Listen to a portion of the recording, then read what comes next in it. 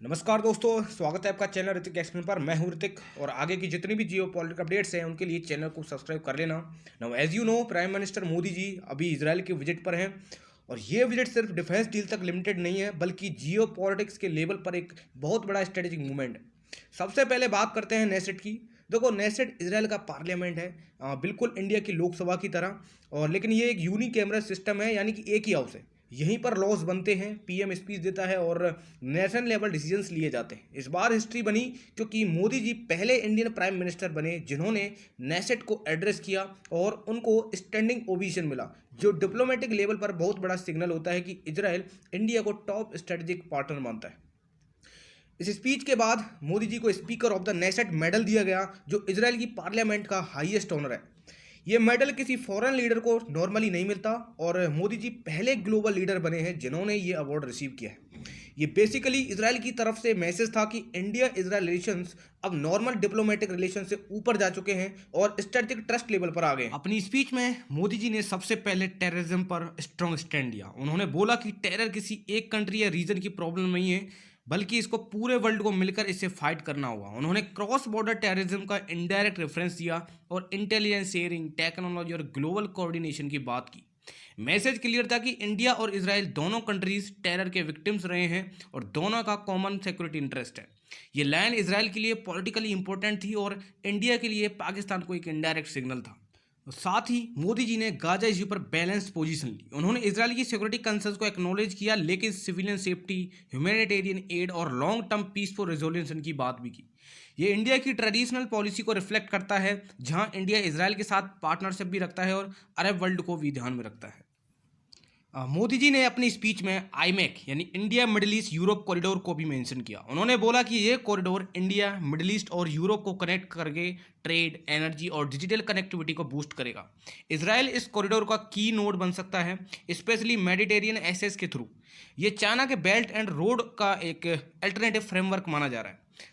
साथ ही उन्होंने I2E2 group को भी मेंशन किया, जिसमें इंडिया, इसराइल, यूएई और यूएसए को भी हाईलाइट किया गया। मोदी जी ने बोला कि ये group food security, clean energy, water tech और इंफ्रास्ट्रक्चर प्रोजेक्ट्स पर काम कर रहा है।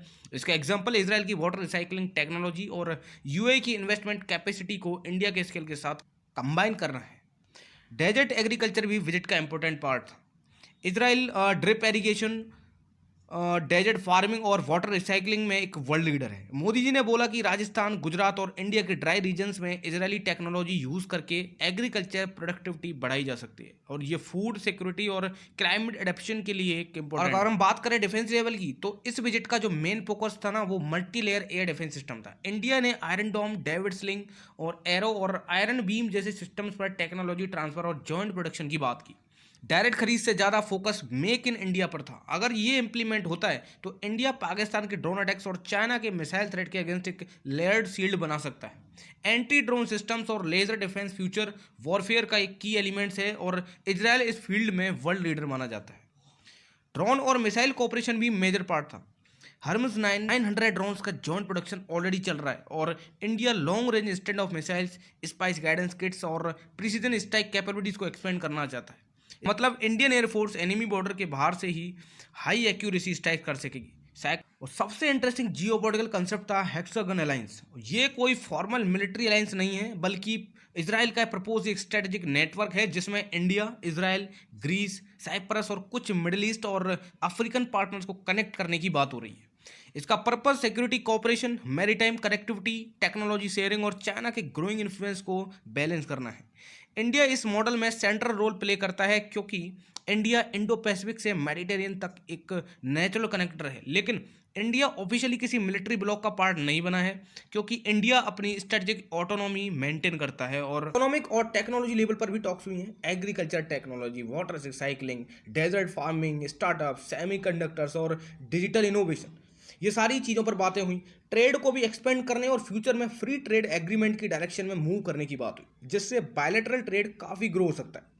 इस विजिट का जियोपॉलिटिकल टाइमिंग भी इंपॉर्टेंट था। देखो, गाजा वॉर के बाद इजराइल डिप्लोमेटिक आइसोलेशन फेस कर रहा है और इंडिया जैसा लार्ज डेमोक्रेसी पार्टनर मिलना इजराइल के लिए एक स्ट्रेटेजिक बूस्ट है। साथ ही इंडिया को वेस्ट एशिया में अपनी प्रेजेंस स्ट्रॉन्ग करनी है क्योंकि वहाँ मिलियंस ऑफ इंडियन वर्कर्स हैं और एनर्जी सिक्योरिटी भी डिपेंड करती है। अगर ओवरऑल देखें तो तीन बड़े आउटकम्स निकले। पहला, इंडिया को इजराइल से एडवांस डिफेंस टेक और जॉइंट प्रोडक्शन का एक्सेस मिल सकता है। दूसरा, इंडिया को वेस्ट एशिया में एक मेजर स्ट्रेटेजिक प्लेयर के रूप में प्रोजेक्ट किया गया। और तीसरा, हेक्सागोन जैसा फ्रेमवर्क फ्यूचर में इंडिया को यूरोप, मेडिटेरियन और मिडिल ईस्ट के बीच एक सेंट्रल कनेक्टर बना सकता है। और सबसे सिंबॉलिक मूवमेंट ये था कि नेसेट में इंडिया का फ्लैग लाइट किया गया और मोदी जी को हाईएस्ट पार्लियामेंट्री ऑनर मिला। ये क्लियर सिग्नल था कि इंडिया इजराइल पार्टनरशिप अब टैक्टिकली नहीं बल्कि लॉन्ग टर्म स्ट्रेटेजिक लेवल पर पहुंच चुके हैं। दोस्तों, अगर ये वीडियो आपको इन्फॉर्मेटिव लगा हो तो लाइक शेयर सब्सक्राइब कर देना। बाकी मिलते हैं नेक्स्ट जियो पॉलिटिकल टॉपिक के साथ। जय हिंद।